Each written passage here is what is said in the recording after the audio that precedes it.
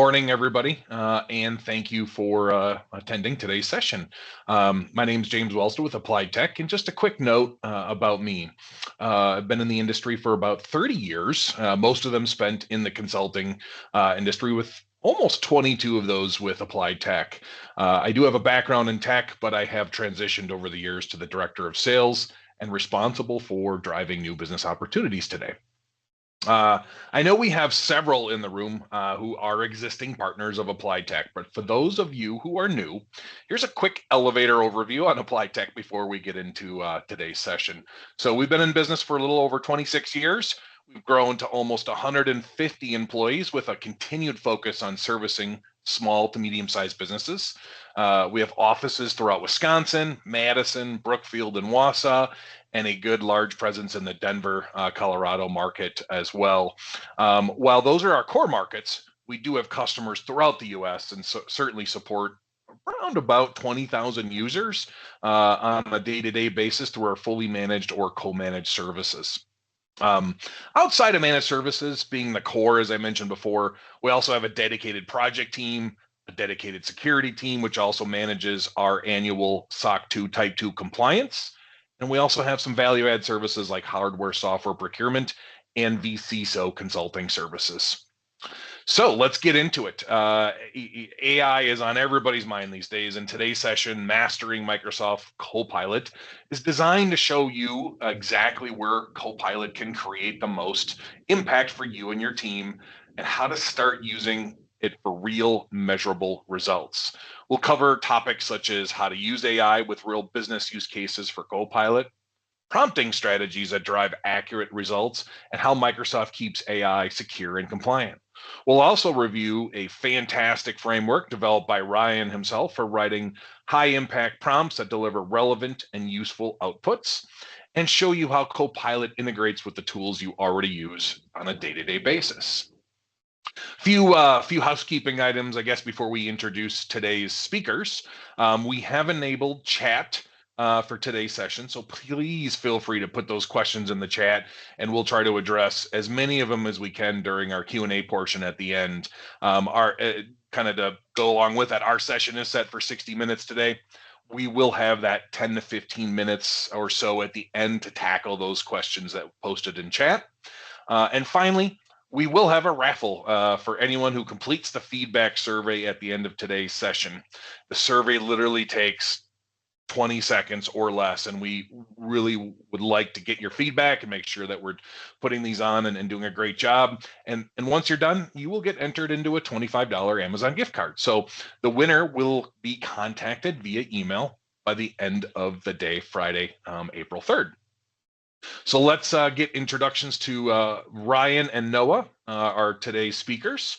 Leading today's session is Applied Tech's Director of Business Analytics and Data Insight, Ryan Curtis. Ryan has over 15 years in IT, starting out as an entry-level tech and working his way up the ladder to senior engineer and taking on director roles. He's joined by Noah Rostal, an Applied Tech developer, will give us a hands-on demo of Copilot. And with that, I'm going to turn it over to Ryan and Noah, do a little bit more introduction on themselves and get our sessions kicked off today. Ryan, take it away. Yeah, thanks, James. Well, hello, everyone, and thanks for taking the time to join us today. In my role at Applied Tech, I focus on helping organizations move from curiosity about AI and automation to real operational impact to improve how work gets done. My team builds enterprise automation with AI and robot process automation, designing systems that are practical, secure, and scalable. I also developed the Prompt Primer framework, which we'll reference later today. It's a structured approach we use internally to help teams get consistent business-ready results from generative AI. More recently, we've been applying AI to real operational challenges, like analyzing and routing support tickets to reduce manual effort, so our teams can spend more time solving problems instead of managing queues. Today's session, Mastering Microsoft Copilot, is designed to be practical. We'll focus on what Copilot can do today and how it fits into real business workflows, and how to think about AI responsibly as a part of your broader automation strategy. Before we get started, I'm excited to introduce my teammate, Noah. Noah is a developer here at Applied Tech, and he works closely with me on our AI automation initiatives. Together, we're building AI automations that shorten cycle times, improving handoffs, and freeing up teams to focus on higher value work. Most importantly, for today, Noah will lead our Copilot demo portions. He'll walk us through the Copilot chat experience and then show us how Copilot elevates your productivity and outlook. In this demo, we'll turn everyday tasks into repeatable, scalable workflows that drive business results. Noah, go ahead and introduce yourself. Good morning, everybody. I'm Noah Rastel. And like Ryan said, I've been with Applied Tech for about 5 years now in a few different roles as a technician first and recently as a developer. So I use Copilot in my actual job to implement AI for organizations, but I also use Copilot just in my day-to-day work.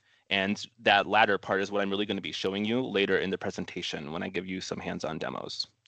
But for now, I'm just going to turn it back over to Ryan. Perfect. Thanks, Noah.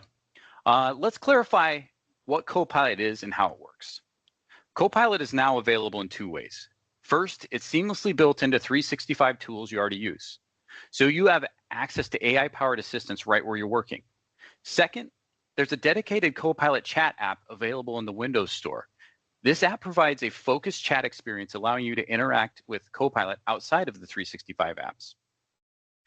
Copilot works by connecting 3 components. Microsoft Graph is the secure gateway that lets Copilot access your emails, documents, meetings, and more with enterprise-grade security. Large language models are the advanced AI models that generate helpful responses, summaries, and suggestions based on your data and context. The orchestration layer ensures that only the right people see the right information. Security, permissions, and context are managed automatically. And here's a crucial point. Copilot does not train on your data. Your content remains private and secure, and nothing you write or share is used to improve the AI model. Now let's talk about the difference between public AI tools and Copilot. Public AI tools like ChatGPT or Bing are search the public internet and use whatever you type in as the context. There are few boundaries, and your data is mixed with everyone else's. Prompts may be logged for model improvement, and compliance is based on general AI safety policies. In contrast, Copilot is built for business. It only accesses your organization's data through Microsoft Graph. Copilot is tenant-bound, meaning your data is isolated in scope to your 365 environment. Compliance is robust with support for Microsoft 365 policies. Privacy is the top priority. Prompts and responses stay within your tenant. Public AI tools are powerful, but Copilot is designed for business. It keeps your data private, secure, and compliant so you can confidently use AI in your daily work. Now, let's shift gears and talk about how we can put Copilot to work for you today. Here are some practical use cases. Sales teams can summarize meetings. After a Teams call, Copilot can generate a summary with action items, decisions, and follow-ups. For example, you might use the prompt, summarize my last meeting with Applied Tech and list next steps. Operations teams can generate reports from raw data. Copilot and Excel can analyze trends, flag anomalies, build charts. Try a prompt like, create a weekly ops report and highlight anything that's unusual. Executives can prep for board meetings quickly. Copilot can pull key metrics, recent updates, and risks from across your organization. A useful prompt might be, draft a board update using the latest sales pipeline and customer churn data. These use cases are available today with no complex setup. This will help teams improve accuracy and focus on the highest value tasks for your business. Up to this point, we've been talking about how Copilot as an assistant, helping you summarize, draft, analyze, move faster with the tools you already use. One of the more advanced direction businesses are starting to explore goes a step further. Using AI inside of automation to help decide what should happen next and then trigger an action. You'll often hear this referred to as agentic AI. I want to pause here and make sure we're aligned on what that means. When I say agentic AI, I'm not talking about chatbots or simple automations.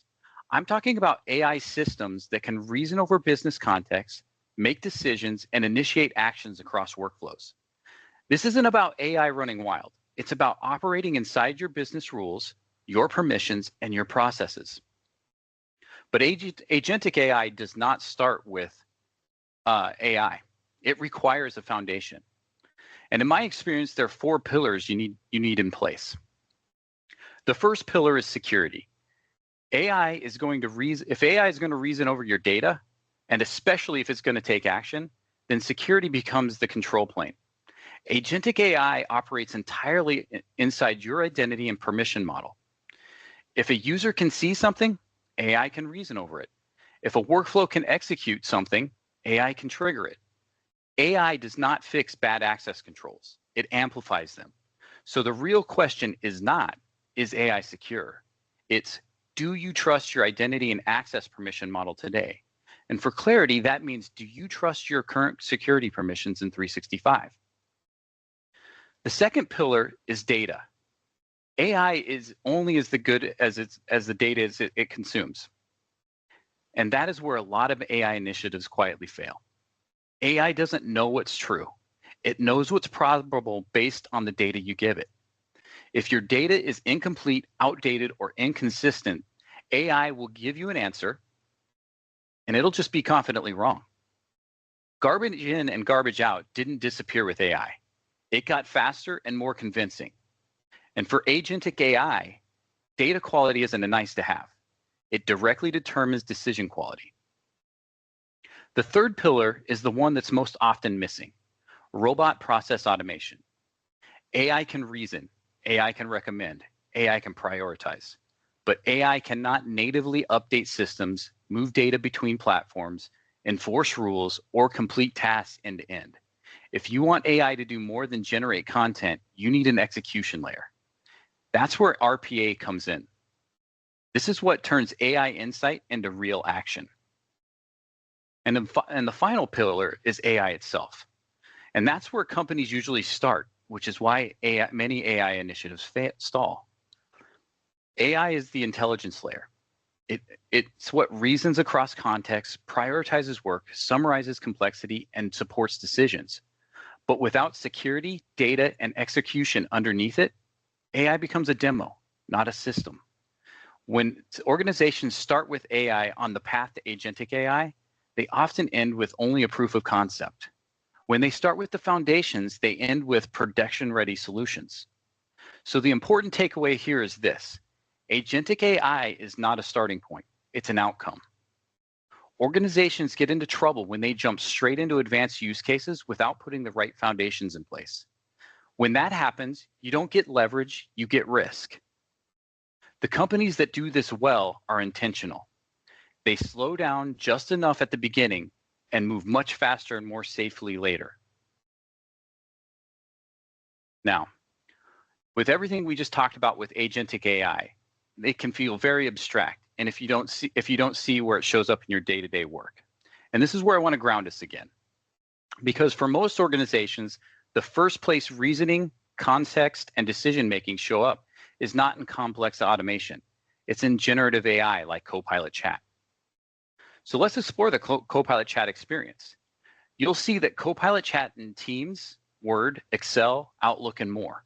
This means you get a consistent experience wherever you're working. These are the current features available in Copilot Chat. At the top of the window, you'll notice 2 modes, Work and Web. Work mode prioritizes your Microsoft 365 data, emails, files, and meetings.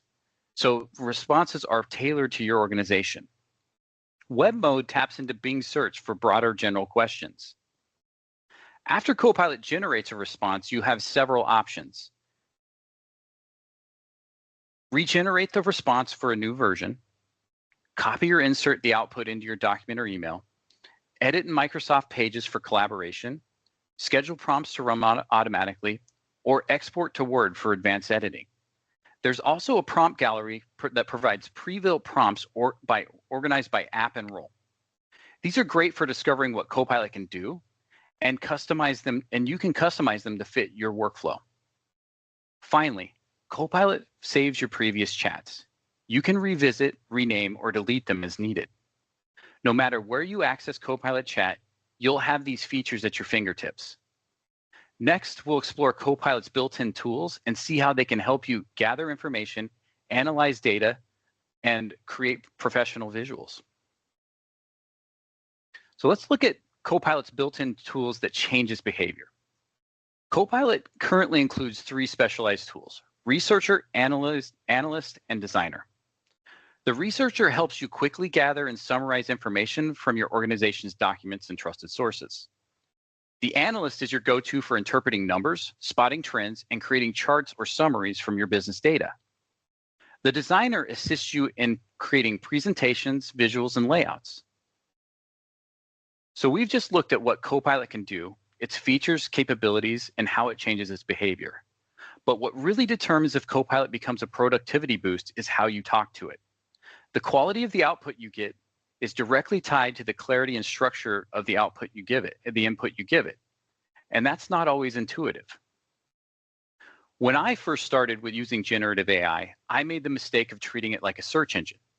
Years of experience with Google trained me to keep the queries short and focused. But that approach didn't work here. I noticed something counterintuitive. The more context I gave, the better the output. And that forced me to rethink how I was interacting with it. Gen AI isn't confused by detail, it thrives on it. Early on, I was inconsistent with structure. Sometimes I would tell the AI to act as an expert, and other times I'd just give it a task. The results were mixed, but when I started combining role and task, things started to click.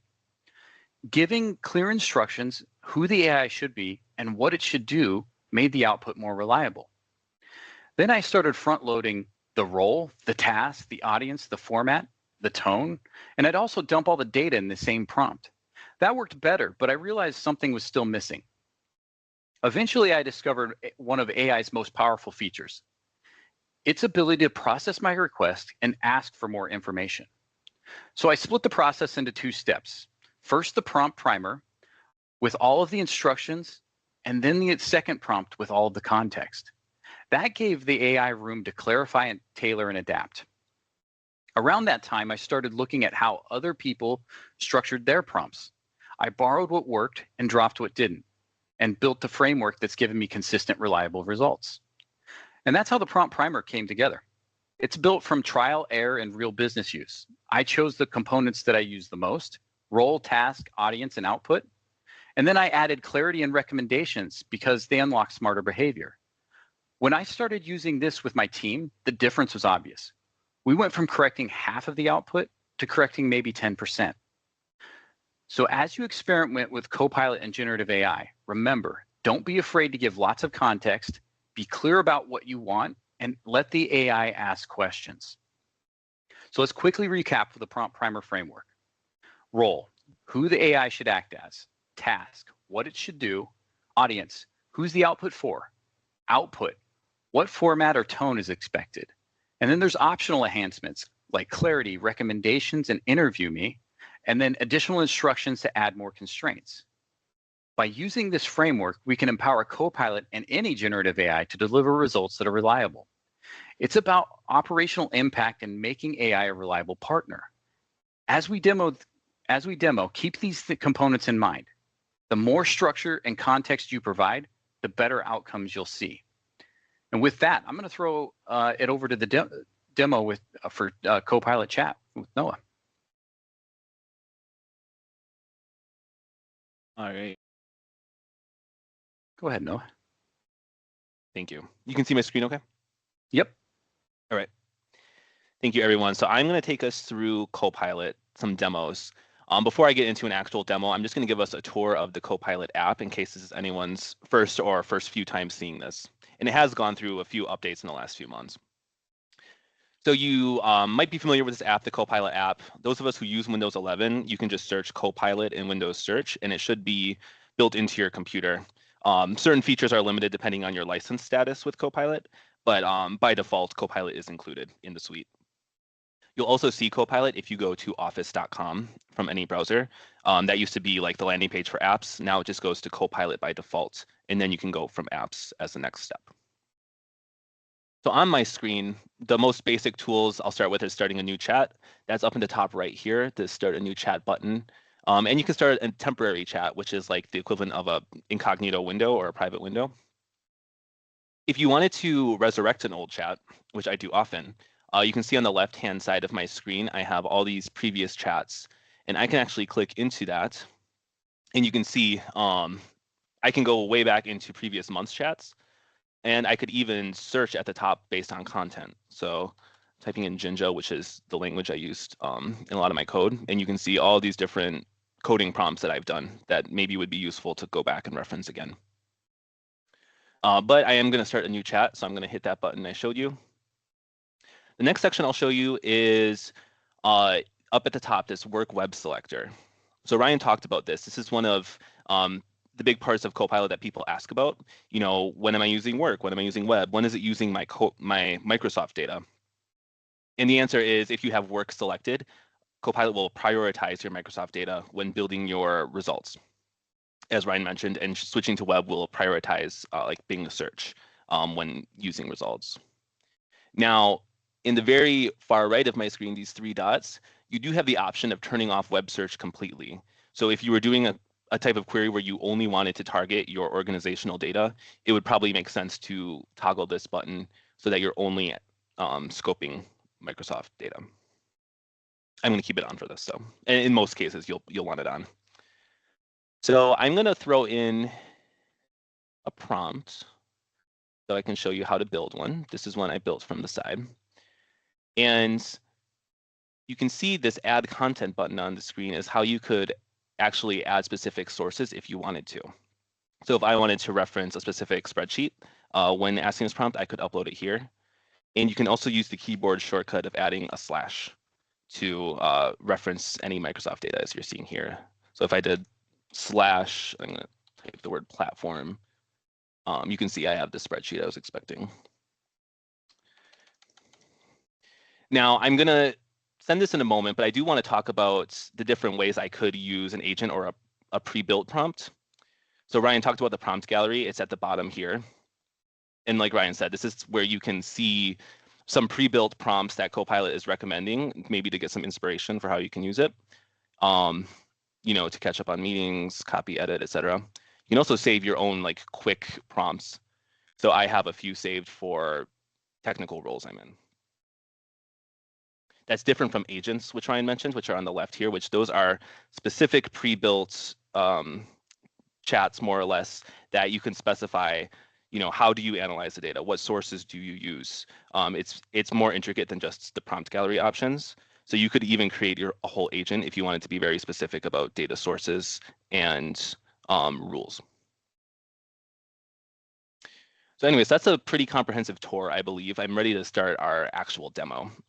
So the prompt I pasted in here is related to building an SOP. So this is something that I actually do in my job, and I'm sure a lot of us relate, a standard operating procedure. And I'm using Ryan's prompt primer framework here. So you can see I'm giving it a role, act as a process documentation specialist. I'm telling it its task explicitly. So I'm saying to build the SOP, the audience. And that one gets overlooked a lot, but for us, you know, often the audience is either like our internal staff or our clients, and I think a lot of people relate. So audience is actually really important to make sure we're getting the SOP tailored to me, to us. And then finally, output. So I'm telling it I want a summary section, a scope section, and then tasks for each development phase. And Ryan talked about those additional enhancements with his framework. So I did add the interview me aspect of it. I find it works really well. One of the limitations of AI generally is you don't want it to make assumptions sometimes, like it makes too many assumptions. I'm sure we've all experienced that if we've used AI. So by enabling it to ask me more questions, I'm saying like, if something's ambiguous, ask me. I'm opening that door. And so I'm going to send those. Now, Copilot is going to start generating its result. And in the new updates, you'll see in the middle of my screen, it actually says in real time the steps Copilot is taking to generate its result. So right now it's doing a search. I don't know if this means an enterprise search or a search on Bing, but it's searching somewhere. And you can also see if I didn't like the time it was taking, I could go ahead and click get a quick answer to speed this along. If you were doing a very simple question, maybe that would be relevant.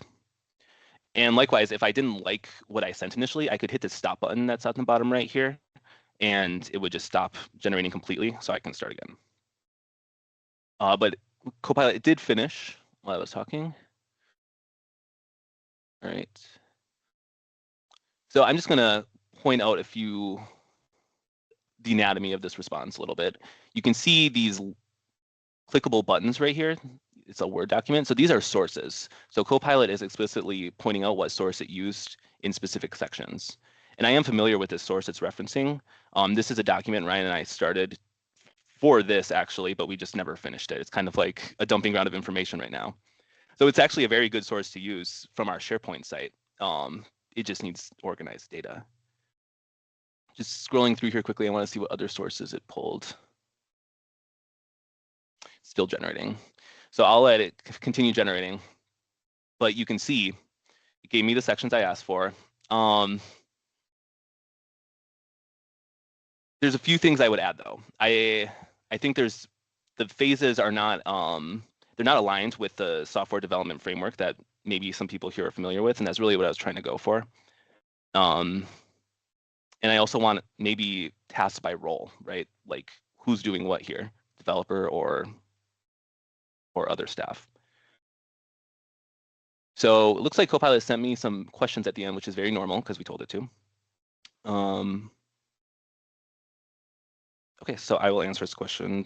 We build on Roost, and at the end, we push from a dev environment to prod. So I did want to answer his question, but I'm going to speed this along for the sake of time in just doing the individual interview. I'm going to throw in the context that I feel like it's missing. So I'm telling it also, your results should include important context for how my team works using the agile method. So now I'm telling it like use that source that you missed. And I'm also telling it to add roles and responsibilities for these two roles, developer and DevOps manager. So let's see how that changed things. Okay.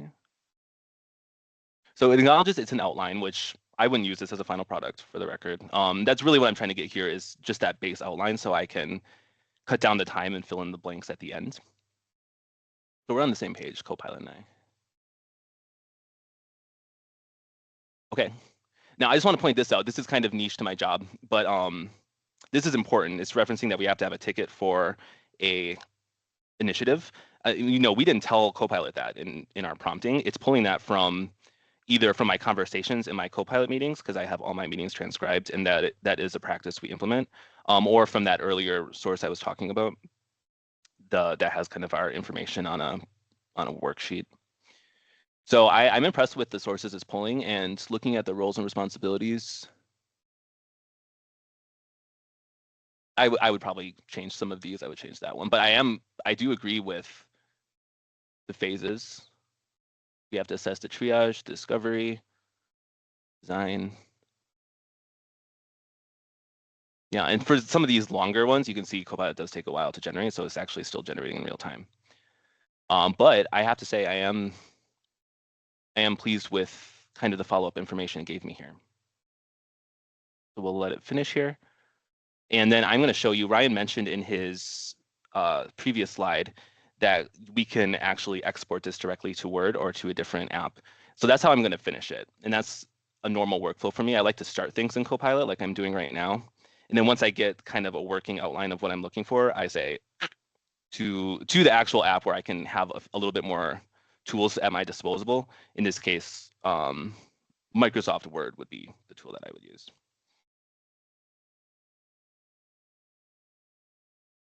It's taking its time today, huh, Noah? Usually it's a little quicker than this, but no, that's okay. I'll let it finish up.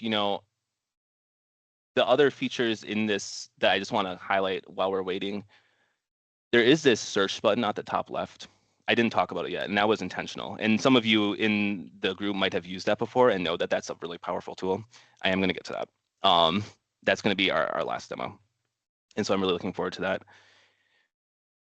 And then just to talk about the agents a little bit more, I sometimes skip over that for time, but these are like Client Digest, for example, is a chat agent that Ryan and I developed to give us information about our clients.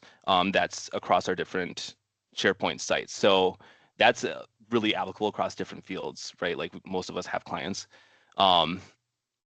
Information spread across different sources. So I key into this agent, and then I can ask very tailored questions because of how we've constructed it to pull from specific sources.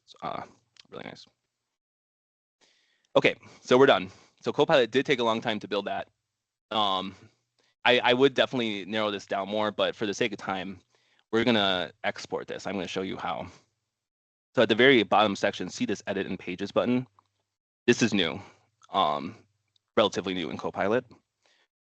And it's pretty powerful once you get used to it. So it's gonna take everything that Copilot just sent us, this SOP, and make it into an editable page. Similar to OneNote, if anybody's used OneNote before, it kind of has a similar user interface. And you can actually, if there's one thing specifically that you didn't like, for me, it was this section right here. I don't think the developer should be pushing back on informal tasks. I think that should be the DevOps manager. So I could just remove it, even though it was part of AI's generated response. And then at the top here, you can see create. So I would actually push this to a document or a PDF. Since this isn't finished, obviously I want a document. And let me just open this up for you quick so you guys can see it.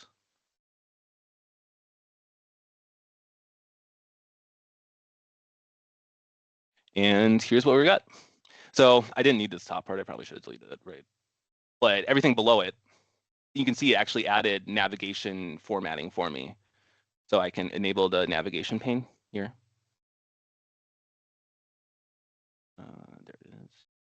And look at how nicely that's organized.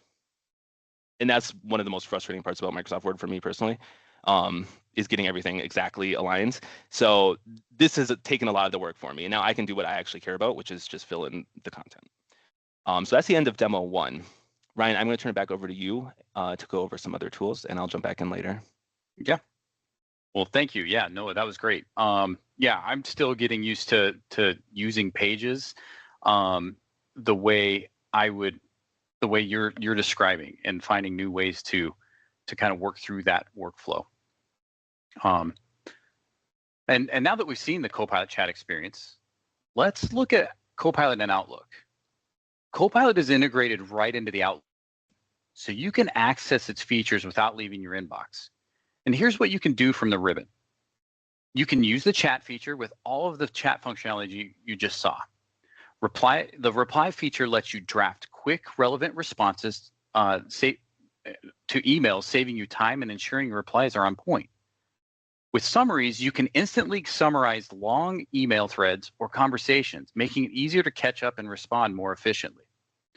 The settings option allows you to adjust Copilot's preferences to fit your workflow, so you get the most out of the tool. So now let's take a closer look at how Copilot enhances your email drafting experience in Outlook.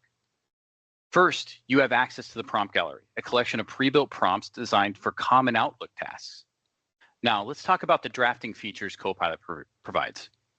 When you're composing or reviewing emails, Copilot can generate a first draft based on your instructions or the context of the email. If you're not satisfied, you can instantly retry for a new version. Need to adjust the length? You can make your message shorter for clarity or longer for more detail. Style matters too, so you can change the tone of your message to be more formal, friendly, or direct, depending on your audience. If you like what Copilot suggests, you can keep it as is or discard and start over. There's also a rewrite feature that lets Copilot improve your draft automatically. You can replace your current text with Copilot suggestions or insert below for easy comparison. All of these features are designed to help you manage your email more efficiently and improve the quality of your communication. Let's switch over to a live demo with Noah again to experience firsthand how Copilot transforms your Outlook workflow. All right, I am back. Ryan, you can see my screen? Yep. Okay. So I am going to talk about Copilot still, but in Outlook. So I'm using the new Outlook, by the way. I know some people might still be on the old Outlook, right? This is what the new Outlook looks like on the taskbar, that new envelope. So if you're using that version, Copilot is integrated throughout Outlook. I'll point out all the different places you can find it. So up in the top right, if you look, there's the Copilot logo. And if I click that, it actually opens up a chat window, just like what I showed you guys in my last demo. The advantage here is, as you can see, I'm clicked into a specific email, and that's actually attached right now as a source for the chat. So it's just a way you can do the exact same type of querying using the Primer framework, et cetera, that you do in the app from here, just targeted in Outlook, if you would like. That's not what I'm going to really be going over today. I just wanted to call it out. And really in any Microsoft app, so it's the same in Word, Excel, you will find Copilot at the top right up here. So just a good rule of thumb, if you're ever like, where's Copilot in this app? It's probably up there. But as I mentioned, it's many places. So it's also on the left-hand side here, below calendar. If I clicked it, it would do the same thing as if I clicked in the top right. But there's also this summary by Copilot feature that is available if you click into any email. And I wanted to show you guys that right now. So this is an email from one of our clients with a vendor from years ago. But I picked this one because I got this brought to my attention recently about this vendor, and I had to look at this. And I remember thinking to myself, like, oh my God. I don't even remember this. This is from 2014. It's so long. And I don't want to read it. So Copilot now gives you an option, and you can see it actually generate very quickly. Sometimes it might take up to a minute, but if you click Summary by Copilot, it will go from the oldest email to the most recent chronologically and list out a timeline. And I am the one who started this interaction, so it's accurate in saying that I'm the one who reported it. And after extensive troubleshooting, so it did kind of summarize everything in the middle there, which I appreciate. It must have been a whole lot of nothing because eventually we just had to end up replacing them. And that is what this is telling me. So that's a great way of it just saved me time. I mean, I could ask it more details about the troubleshooting that was done if I didn't like that summarization, in which case I would pop into the Copilot chat like I showed you. But another cool feature of Outlook here is the drafting features it gives you. So I'm going to draft a reply, not actually, but just pretend one, to this interaction. And you can see in where my cursor is blinking here, it says draft with Copilot, and there's this pencil icon. So this pencil icon is an indicator of an inline tool with Copilot. And you'll see the same icon if you're working in Excel. If you're clicked into a cell, for example, you would see this with some tools available. And if I click it, it'll tell me what tools are available in this app. So the first few are relevant to the email thread. So it's giving you pre-baked responses. And then the bottom few are just generic, for any type of response. So let's say I want to 2 years later appreciate them for the quick resolution. So I click that. Copilot is generating my response for me. Just like in the chat, if I realized I didn't want that, I could stop during the prompt. And you can see it gave me very quick basic resolution. I didn't really need Copilot for that, right? It's a little simple. And for that reason, I would probably change it a little bit here. So you can see the different tools. You can make it shorter or longer just using Copilot. You could also change the tone if I felt like this was too casual, perhaps, for the audience. So let's play with this a little. Let's make it longer.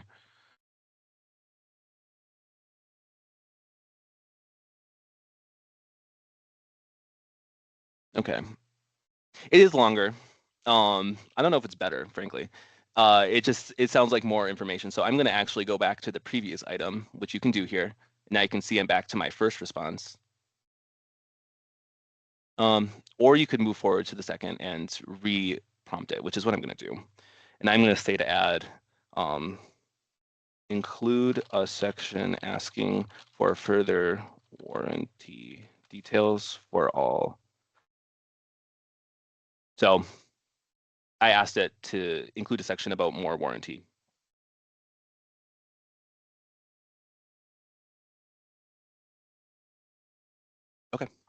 Now that third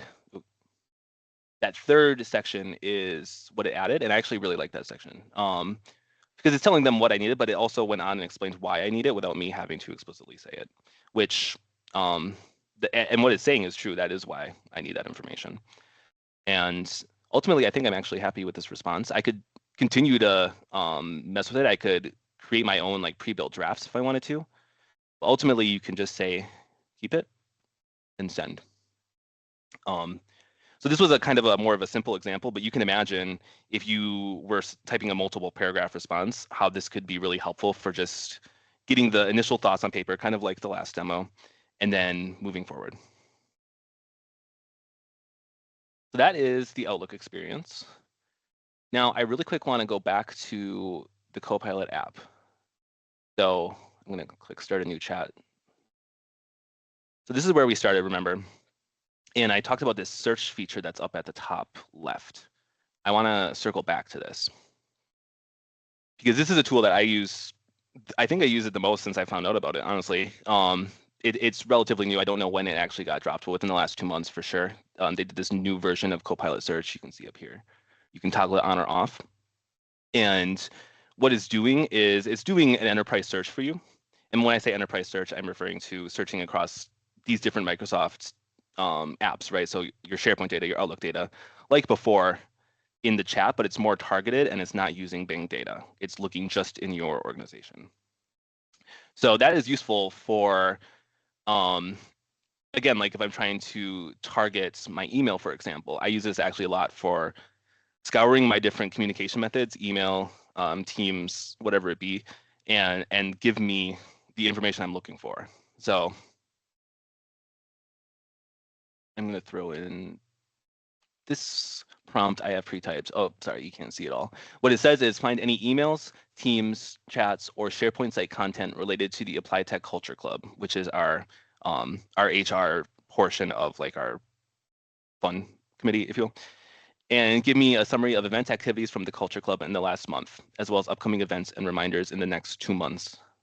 So I'm using elements of Ryan's prompt timer framework here, even though I'm not explicitly saying like, this is your task, this is your audience. Those are still implied in here. You know, this is tailored to be you as the audience, so I didn't have to say that. And I did give it left and right bounds. I said, go back a month, and I said, go forward up to 2 months. And those types of constraints help AI in limiting their response and giving you better data in my experience. So I'm gonna go ahead and send this. And you can see the result it's giving you is a little bit of a different interface. And that's intentional, and it's, in my opinion, it's really helpful. So it's going to return all of the results, and you can see the different Microsoft apps that it returned results from. So highest from my calendar, but also a lot from Teams and Mail as well. And then I could actually scroll down into these sections and look at these specific items it found and see if they're accurate. And then what Copilot does is it gives you a summary like in the chat feature at the top. So let me look at how accurate this was. What I like is that in the search tool, it will go back and it will tell you what it searched, which is part of the reason it's just a more targeted search feature. You know, if something was in here that I didn't like, I could reprompt it and say like exclude Viva, for example. Yeah, and you know what, this is accurate. So we just had our March Madness challenge. I did terribly. We just had our sprint challenge, which I didn't do terribly, but I didn't win. And looking at the next 2 months, nothing specific on the calendar. It says that might be accurate. I might need to fact check that. But it is outlining reference material. So I like that it actually, you know, has a solid explanation for what the Culture Club is. I could look at these individual sources. And if I wanted to follow up on this, I could just type right here. And, you know, I could take its last recommendation here. And what it'll do is it'll now pop this back into a chat. See there, chat continues in Copilot. because we're going beyond the tools of the basic search, and now it's going to start doing more of an advanced Copilot prompt and result. So that concludes my demos. But the thing I want to say about search, the reason I find it powerful is because this is, we're thinking of Microsoft Copilot. This is powerful for Microsoft use. Most of my communication is in Microsoft, and so including my meetings, which I mentioned, because I have Copilot transcription turned on, I have access to those transcripts in Copilot. So I just get a lot of information that I forgot to write down, or I forgot to make a reminder for, and I use it here. So that's the end of my demos. I'm going to turn it back over to Ryan. We'll have some Q&A time that I can go back over any of the features we talked about too, though. Yeah, thanks, Noah. Yeah, I'm still chiming in on how to use search better, and I'm going to definitely use some of those strategies you put in place that you showed us today. So with that, let's talk a little bit about how Copilot enhances your experience in Word and Excel. In Word, Copilot is context aware of your document content. You can ask questions about your document, get summaries, suggestions, or writing help. After Copilot generates a response, you have the same range of options that Noah showed in Copilot Chat. In Excel, Copilot helps you analyze your spreadsheets. You can interact with Copilot to ask questions about your data and get insights or summaries. Copilot's app skills include spotting trends and patterns, building charts and visualizations, summarizing key findings, flagging anomalies or outliers, generating formulas, and automating repetitive tasks. Both Word and Excel feature the prompt gallery with pre-built prompts for the common task in each app. Copilot can make data creation, document creation, and data analysis become faster and smarter. What I want to do next is step back and talk about how this shows up in practice and what you should be thinking about as you start using Copilot more intentionally. As we look ahead, it's important to remember that Copilot and AI in general are powerful tools, but they're not infallible. So always verify important facts, especially when it comes to legal, financial, or client-facing work. Copilot can help you work faster and smarter, but human judgment remains essential. The quality of your results depends on the clarity of your prompts. Clear, specific instructions get the best outcomes. And while Copilot can automate many tasks, it won't flag compliance risks or know your company's unique policies, so your expertise is still critical. So the message here is be intentional. Copilot is incredibly capable, but it works best when it's paired with human judgment, clear context, and a little healthy skepticism. So let's close by zooming out and talking about where this is all going. AI is evolving rapidly. We're moving from simple prompts to multi-step tasks that incorporate memory and context. Automation is speeding business processes up, freeing up people to focus on higher value work. You can even get deeper integration with tools like Copilot Studio and Power Automate already. This evolution means workflows and roles are changing. Upskilling is key. Prompt writing, data interpretation, and AI oversight are now core business skills. In fact, personal use of AI is shaping expectations at work, making prompting a business skill for everyone. The main takeaway here is this: embrace experimentation, keep learning, and use AI as a partner, not a replacement for your expertise. The future of work is collaborative, and AI is here to help you unlock new possibilities. So when you zoom out, the direction is clear. AI is becoming more capable, more integrated, and more present in the work we all do. And tools like Copilot are going to continue to move from simple assistance to deeper collaboration. But the good news is, you don't need to have all this figured out today. The most important thing is knowing where to start and having a few good resources to keep you learning and experimenting at your own pace. Before we open things up to questions, I want to make sure I leave you with a few solid places to continue learning on your own. One of the advantages of Copilot being part of 365 is that there's already a strong set of training resources available today. They walk through practical, everyday scenarios to build confidence using real workflows. We'll also drop these links in the chat and include them in the slide deck when we send it out.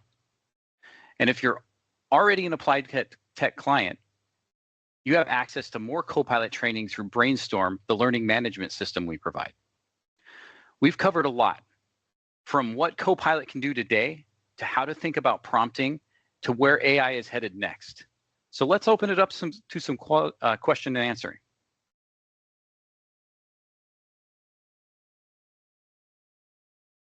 And do we have anything in the chat that we need to answer?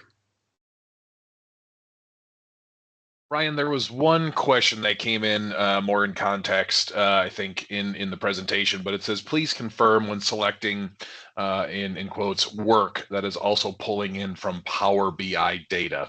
That question might be a little out of context now that we're through the presentation, but I don't know if that sparks any thoughts there. Not the data itself. The short answer is, I think Microsoft's still working through how to make that happen, but it will pull from the compiled reports at a high level. It's not anywhere as in depth as what you're getting at, like in Excel right now. So that more to come there. I'm hoping, that what they've done with Excel is a precursor to what they're going to do with BI. Great. And please, everyone, certainly put those questions in the chat if you have those. We do have a couple coming in. What context did you use AI to create this webinar? Interesting question. Yeah, I mean, you're right. I did use AI quite a bit, and what I did was use the prompt primer framework, and I framed it, as an expert presenter, and then I kind of gave the bullet points of what I want to talk about, and then kind of went back and forth for each slide. And I gave it input from me, what I know, and then helped it kind of tailor the slide content and scripting for the slide.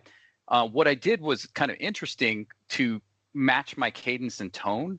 Is, as Noah said before, we talked about how we transcribe all of our meetings.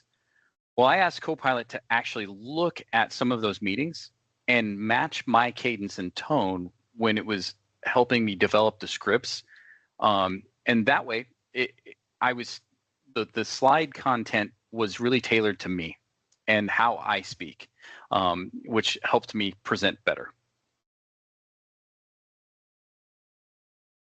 Fantastic. Another question. What optional enhancements do you find the most useful when crafting prompts? I think two I use the most are ask me for more questions ask me questions if you need more information. So just the clarity response.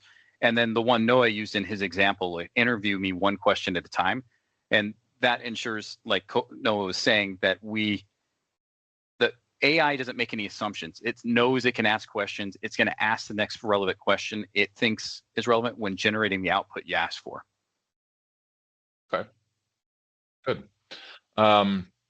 There's another question that popped in. Can you speak a little bit about the security settings that need to be set up when people are using AI at work? And is what you search or the info you put into and restricted to you and not available to others, right? And I think part of that is depending upon the engine that you're using, right, as well. But I'll let you go ahead and answer that one. Yeah. So with Copilot specifically, is going to respect the security permissions in 365. So, for example, if I might have information that, or like SharePoint sites or Teams, or that access to those Teams and SharePoint sites that Noah may not. So when I use a prompt, it's going to be able to pull from that information. But if Noah uses the same exact prompt, any of the sites and information he doesn't have access to will not be included in that. So it's user aware of your security permissions, which, to roll that all up, that's why it's really important when you start down this AI path that you have one of the first steps you take is looking at your data and looking at your security before you roll out any AI to the general team, because if it's out there, and even if it's security by obscurity, a user doesn't know they have access to it, Copilot will go find it for them if they ask the right questions. And so you really, need to really be clear about your security and your data before you roll it out. Yeah, absolutely. Yeah. It's almost like you're enabling users to go out and find confidential information with Copilot if you haven't gone through that security audit. Yeah, and to follow up there, the security permissions are enter ID. So enter ID is the where to start, and what it does is, if you look at your SharePoint permissions, it's going to respect your SharePoint permissions. So if you're assigning certain groups that are created in Intra through to certain teams, it's going to respect those in-app permissions. And you can kind of think of that concept all the way through the Microsoft tenant. Copilot's a bolt-on that will respect your current security permissions across any app or data that's out there. Ryan, I think maybe one of the last questions I see popped in here, and we've got a couple more minutes here, is really kind of what is the cost, but I think maybe talk about the cost from not like what it is to get, a project going, but what is the cost of Copilot? And can you speak to perhaps, are there different levels of Copilot that our audience should be aware of? Currently, there's only one Copilot license, and last I checked, I think it's around $30 a month per user. One strategy I'd recommend, I'd absolutely recommend this, is when you're looking at deploying Copilot to your business, you should really look at the roles in your business and what they do. So Copilot may not work for every role in every business, and so there might be certain users that wouldn't use it at all, but really look at people who are generating a lot of content through emails, generating SOPs, need to get quick summaries like Noah was showing earlier, things that would enhance that productivity. Those are the roles you want to look at first with rolling out Copilot. And then that will help you make sure you're not overspending on Copilot when you roll it out. And I would say, in general, not just Copilot. If you're using other AI, same process applies. Perfect. Thank you, Ryan. I think that kind of concludes our questions. I know we want to stick to the time here. We're at the top of the hour. We appreciate everybody's time. Please fill out the survey, which will be coming shortly. And thanks everybody for attending today. And hopefully the session was productive and you learned a few things. And have yourself a wonderful rest of your day. Thanks, everybody. See you all. Thank you. Hi, everyone. Thank you for your time.